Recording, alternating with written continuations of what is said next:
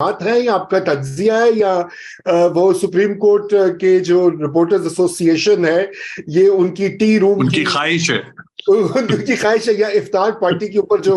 گفتگو ہوتی ہے؟ تو یہ بتائیے کہ یہ جو جیسے صلاح الدین کہہ رہے تھے کہ کاؤنٹر مووز اور یہ خط آ رہا ہے رجسٹرار کو بھیجا جا رہا ہے، رجسٹرار کو فائر کیا جا رہا ہے، پھر وہی موجود ہیں ابھی، تو ہو کیا رہا ہے اور کس سمت میں چیزیں جا رہی ہیں؟ دیکھیں جی، سب سے پہلے تو یہ آج یہ 3 رکنی بینچ کا جو فیصلہ آیا ہے، یہ آپ سب لوگ جتنے بھی یہاں پر پینل میں لوگ موجود ہیں سب کہہ رہے ہیں کہ عمل درآمد اس پر نہیں ہوگا، یعنی 14 مئی کو پنجاب کے الیکشن نہیں ہوں گے۔ اچھا، یہ بات آپ کو اور ہم سب کو پتا ہے، جو کورٹ روم میں جتنے بھی 200-250 لوگ تھے ان سب کو اس بات کا علم ہے، سپریم کورٹ کے باہر سیکورٹی کے اہلکار ان کو یہ بات علم ہے کہ عمل درآمد نہیں ہوگا۔ تو کیا آپ سمجھتے ہیں کہ چیف جسٹس کو اس بات کا علم نہیں تھا؟ سب کو علم ہے کہ یہ 14 مئی کو الیکشن نہیں ہو سکتے، لیکن یہ الیکشن کا فیصلہ پھر سپریم کورٹ نے کیوں دیا؟ اس کے پیچھے کیا وزڈم ہے؟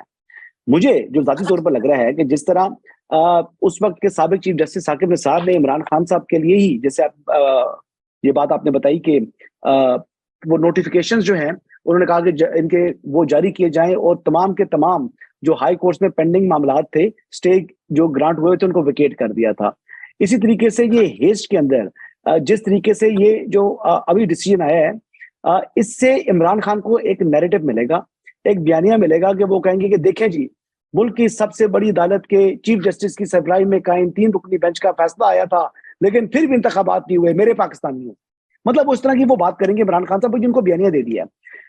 ابھی اس کا عمل درآمد ہو نہ ہو، عمران خان کے لیے ون ون سچویشن بن چکی ہے۔ جہاں تک بات آتی ہے کہ چیف جسٹس امرتا بندیال کے خلاف جو ریفرنس ہے یا ان کے جو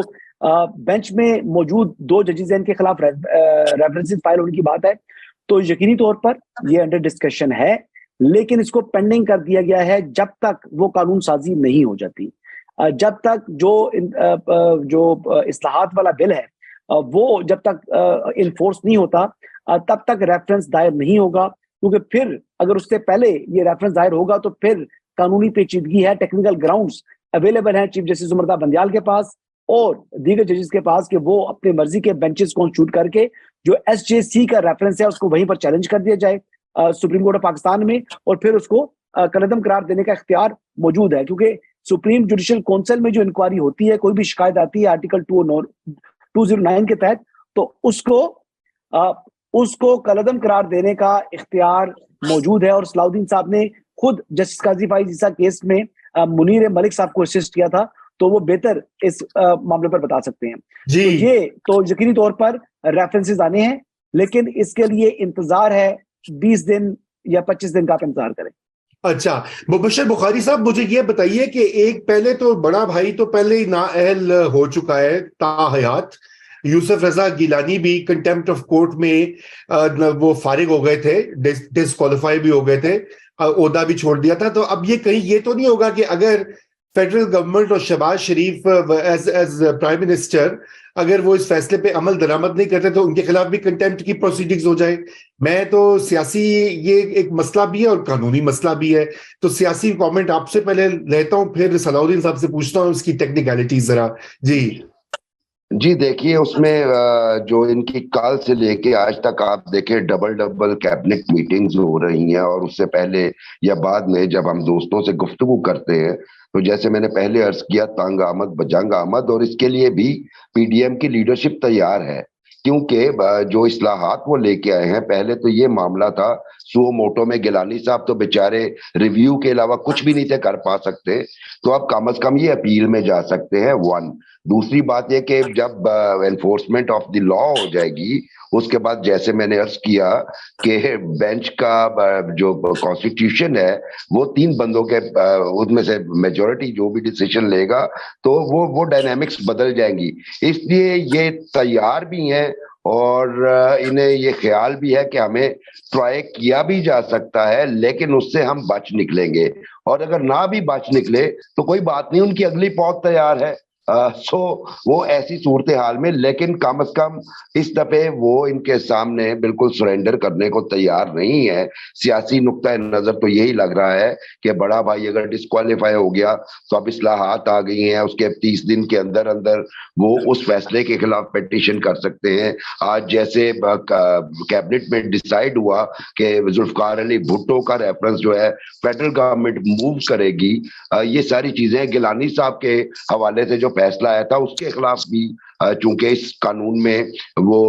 کوشن دیا گیا ہے، تو اس لیے اس دفعے وہ ایزی ہیں کم از کم، اور اس دفعے وہ کانفیڈنٹلی لڑ رہے ہیں.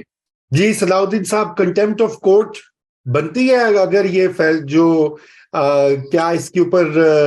موجودہ سپریم کورٹ کی قیادت جو ہے وہ سرعت کے ساتھ ایک اور ہیئرنگ کرے گی؟ کیونکہ ظاہری بات ہے اگر یہ فیصلہ امپلیمنٹ نہیں ہوتا تو پھر اگلی پٹیشن تو یہی ہوگی نا کہ کنٹیمپٹ آف کورٹ میں بلایا جائے. جی بالکل، اپنا اگر نہیں امپلیمنٹ ہوتا گورنمنٹ کی طرف سے تو ایونچولی پرائم منسٹر صاحب کے خلاف کنٹیمپٹ ہو سکتی ہے. پھر کنٹیمپٹ کے قانون کے تحت آپ کے پاس ایک اپیل کا رائٹ ہے. تو لیٹ سے اگر 3 رکنی بینچ آپ کو آپ کے خلاف کنٹیمپٹ کا فیصلہ کرتی ہے تو پھر ایک 5 رکنی بینچ یا لارجر اس سے بھی زیادہ بینچ کے پاس اپیل ہو سکتی ہے. میں بتاتا ہوں 6 رکنی. اب دوسری جو بات جو حسن صاحب کر رہے ہیں کہ وہ قانون آ جائے گا مین ٹائم میں، اب دیکھیں وہ قانون آ بھی جاتا ہے تو اس قانون کی بھی کانسٹیٹیوشنلٹی چیلنج ہو سکتی ہے، اور وہ جو کانسٹیٹیوشنلٹی کا چیلنج ہے یہ اصلاحاتی بل کا، تو وہ 3 رکنی یا 6 رکنی بینچ کے پاس جاتا ہے. تو پھر وہاں اگر وہ کالعدم اس قانون کو اصلاحاتی بل کو کالعدم کر دیتے ہیں، پھر کیا سچویشن بنتی ہے. میں سمجھتا ہوں دیکھیں بڑی یہ جس طریقے سے آج بھی جو میں تو 3 رکنی بینچ کا تو فیصلہ کہ میں ایکسپیکٹ ہی کر رہا تھا، مگر جو بڑی ذرا سیڈننگ چیز تھی کہ جس طریقے سے وہ 6 رکنی بینچ بنا دوپہر 2 بجے، اور اس میں اپنا جو اس بینچ کے ممبران تھے، چونکہ فائز عیسیٰ صاحب اور جو ساتھ میں امین الدین خان صاحب کو نکالنا تھا، پھر ساتھ میں شاہد وحید صاحب کو بھی نکال دیا، اور باقی 6 جو جج صاحبان تھے ان کو شامل کیا. میں سمجھتا ہوں دیکھیں اس میں کچھ دونوں سائیڈوں سے کئی لوگوں نے اپنے ویوز ایکسپریس کر دیے ہیں. میں سمجھتا ہوں شاید جو ریلیٹیولی جونیئر جج صاحبان ہیں جو ابھی ریلیٹیولی ریسنٹلی اپوائنٹ ہوئے ہیں سپریم کورٹ میں، ان کو اگر اس طریقے سے متنازع کیا گیا تو وہ ذرا سی انفارچونیٹ بات ہوگی. میں سمجھتا ہوں ان کو بھی چاہیے کہ تھوڑا ان معاملات میں سوال ہے، کچھ ذرا کوشن ایکسرسائز کریں. جی بخاری صاحب پوچھو. صلاح الدین صاحب سے سوال میں یہ کرنا چاہتا ہوں کہ اگر حکومت ریفرنسز موو کرتی ہے چیف جسٹس اور ان کے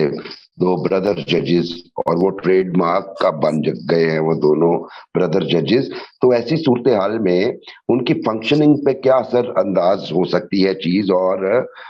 پھر اس کا فیصلہ کس طرح آئے گا سپریم جوڈیشل کونسل سے؟ مطلب اس کی کمپوزیشن میں اس وقت کیا صورتحال ہے؟ دیکھیں اگر میری رائے میں اگر چیف جسٹس صاحب کے خلاف ریفرنس ہوتی ہے تو وہ پھر معاملہ 2nd, 3rd and 4th جج کے پاس جاتا ہے، اور سپریم کورٹ کے سینیورٹی کے حوالے سے پھر تو وہ ایک سچویشن ہے.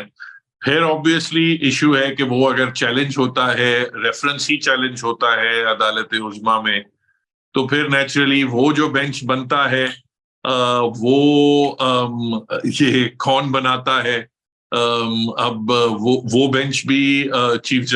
چیف جسٹس صاحب کے خلاف ہی ریفرنس ہے، کیا وہ بینچ کو تشکیل دیتے ہیں یا کوئی اور دیتا ہے؟